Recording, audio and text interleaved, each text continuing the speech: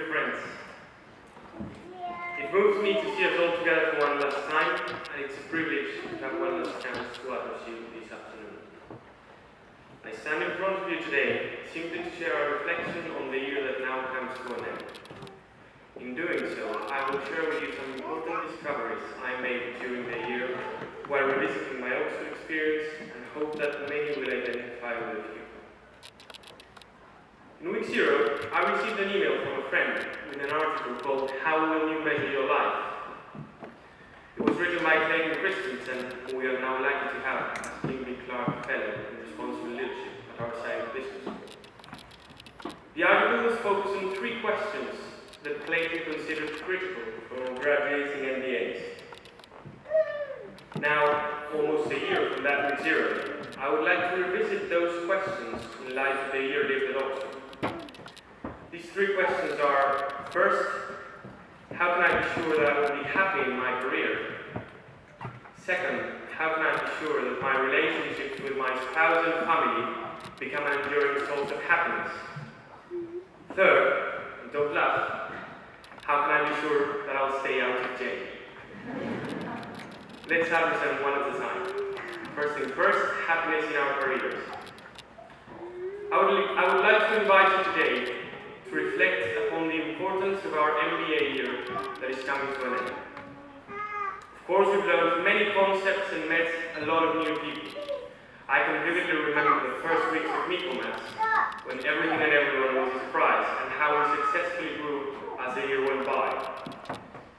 But my question here is, in such a ride, what have I learned about myself? Did I bother taking the proper time to think about my future, what I want, what is really important to me? Your job can be the consequence of a vision, a step towards realizing your dream, or a mere coincidence of supply and demand. I certainly hope that this MBA has helped all of us get our next job, but more important, I truly wish it has brought each one of us closer to who we really are and who we want to become. Every time I face decisions that shape the answer to who I want to become, I think to myself, in 50 years' time. I would now like to invite you to imagine yourself reviewing your life when you're 80 and answer the following question. Will I regret doing what I'm doing? Will I ever regret not taking the path I'm choosing not to take? I have made a decision to live my life by a no regrets policy. For he who does not live the way he thinks ends up thinking the way he lives. And if year after year we compromise on things that are important to us, in a few years and without noticing, we will become strangers to ourselves. Let me share a personal experience with you. Last December, after week 10, I got a call from Buenos Aires. It was my father. My mother had been suffering cancer for the last 2 years, and things were not looking good. Together with my wife and our son, we went back to Argentina on December 24th. I was lucky enough to kiss my mom goodbye. She passed away on the 27th. When I was coming back to face Hillary's term, I had many things in my mind and my heart, and I had an epiphany. When thinking about the last 2 years my mother went through, and comparing them to her previous 52, I realized that her life did not change a single bit from the date of the diagnosis. Usually physicians recommend you to get your affairs in order, but her affairs were in order. And she could live the last day of her life exactly as the day before. She was doing what she loved, spending time with the people she loved. And that, to me, is living a life without regrets. That is the kind of person I want to become. Fortunately, in the process of becoming who we want to become, we are not on our own, especially after our MBA. We have spoken a lot about networks and networking, and I will say that when I look at you, I do not see just a fantastic network, but most important, a remarkable group of friends. Now, friendship is not something they teach in school, but if you haven't learned about friendship during your time at school, then something went utterly wrong. I learned a lot from all of you this year, and I believe bonds forged at school, especially those born at the Saïd Bishop School, have a very strong foundation. I am eager to see how our lives that converge this year at Oxford start flying away to follow their dreams. Starting tomorrow, we will have friends all over the world. Starting tomorrow, the world is your limit. Always remember that this group of friends shared a fantastic year at Oxford, and that we can now rely on each other to share good and bad times, to ask for support, and to continue this walk through life in a more complete way. We will always have us. Now let's go back to the second question. How can I be sure that my relationships with my spouse and family become an enduring source of happiness?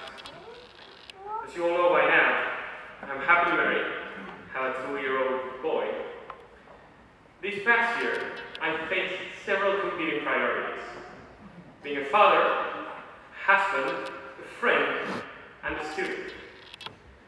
I must admit I got the order confused several times throughout the year, and that I have struggled to find the proper balance, making many mistakes along the way. Looking back, I can now see that the best moments of my year happened when my time and my attention were aligned with my priorities, and my family has been the perfect moment for this.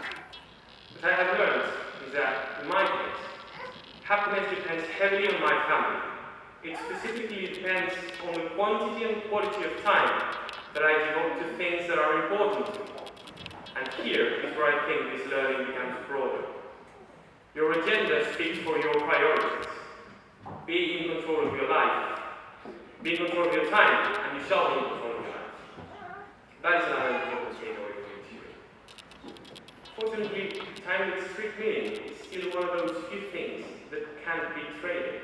There is no mountain of gold that can buy a second from one person to give to another one. And this characteristic gives every second a unique meaning to the person who lives it.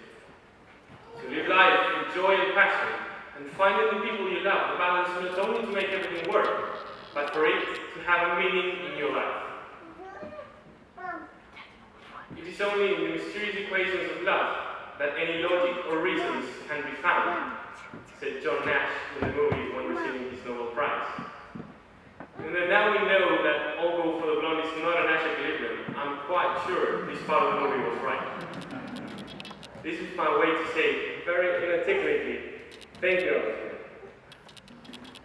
And in thanking Agustina, I mean to thank that person that was special to each one of us, near or far away, that person whose support has been critical for the success of our year.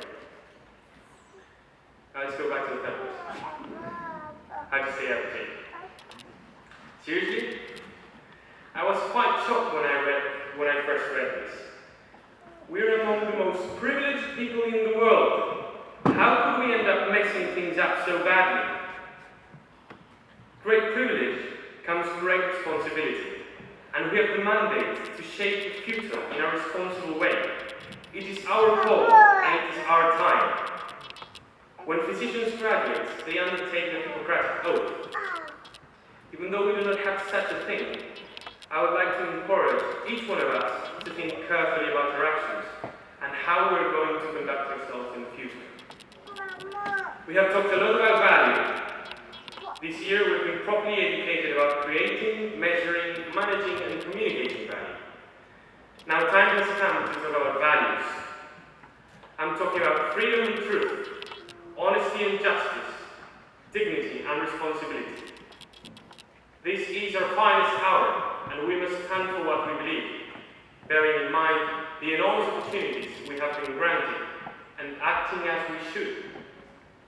We cannot ignore our position and the impact we are to have in the world we live today, and the world we will pass on to the next generation. I do hope we can all exceed our expectations. In that way, we will face a challenge worth fighting for, and assume the responsibilities that come with our freedom. This is intrinsically linked to this house, the University of Oxford. In doing as proposed, we will be loyal to our university's history and instrumental in its role within society. just a subtle reminder, we're not here to profit from the Oxford brand, but we're here because we have been judged worthy of Oxford. And we shall live up to it from the very moment we walk away from the Sheldonian. Throughout history, Oxford has produced gifted men and women in every sphere of human endeavour. One of them, Albert Einstein, fellow in Christchurch 80 years ago, said a phrase that I would like to borrow today to synthesize the spirit of his speech. Try not to become a man of success, but rather to become a man of value. My wish to this class is that we can all become men and women of value, wherever we are, whatever we do. I would like to finish by saying thank you very much to everyone who has made this show possible, especially to everyone at Saïd Business School, and very particularly to all of you, fellow MBAs and dear friends. Oxford MBA class of 2012-2013 has indeed been a privilege. Congratulations.